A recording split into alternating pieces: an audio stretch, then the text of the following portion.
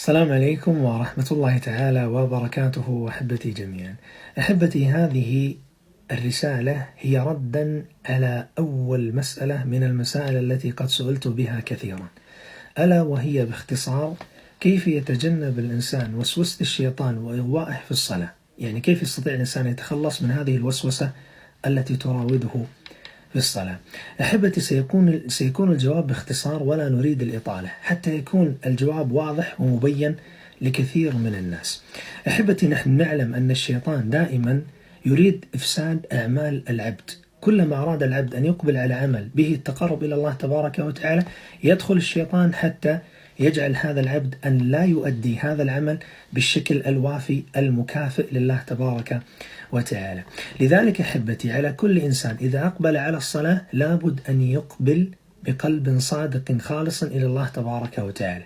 كذلك أيضا أن يشغل نفسه بالآيات، وأن يتدبر ويتفكر ولا ينشغل بغير ذلك، وأن يستعيذ بالله من الشيطان الرجيم، وهذا أهم أمر أن يفعله، بحيث أن يستعيذ ولكن يستشعر ويتدبر هذه الاستعاذة ويقول أعوذ بالله من الشيطان الرجيم. لكن الكثير يقول: يا شيخ، طيب أنا أفعل ذلك لكن في نفس الوقت يتغلب علي الشيطان وكذلك تراودني الوساوس. نقول له كما أوصى النبي صلى الله عليه وآله وصحبه في ذلك، أن الإنسان إذا لم يستطع أن يتغلب والشيطان تغلب عليه كذلك وأصبح يوسوس له أكثر، فعليه أن ينفث عن يساره ثم يقول أعوذ بالله من الشيطان الرجيم وهو في صلاته. ينفث، ينظر إلى يساره وينفث 3 مرات ويستعيذ بالله من الشيطان الرجيم، ويكرر ذلك حتى يقيه الله تبارك وتعالى شر ذلك الوسواس.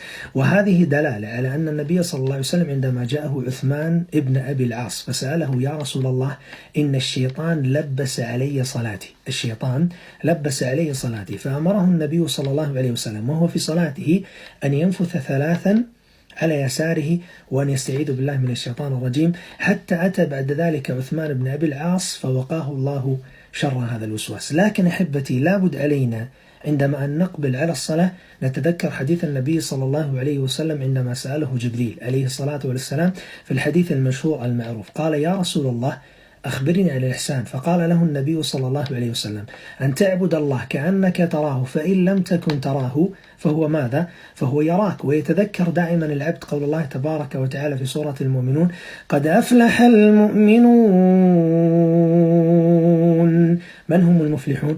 الذين هم في صلاتهم خاشعون.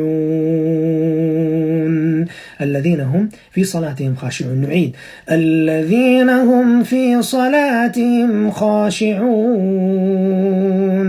إذن على كل عبد أن يقبل على الله تبارك وتعالى بقلب خالص وصادق إلى الله تبارك وتعالى، وكذلك في نفس الوقت أن يستعيذ بالله من الشيطان الرجيم، وكذلك يكون عنده الاستعداد الحقيقي أمام وقوفه بين يدي الله تبارك وتعالى.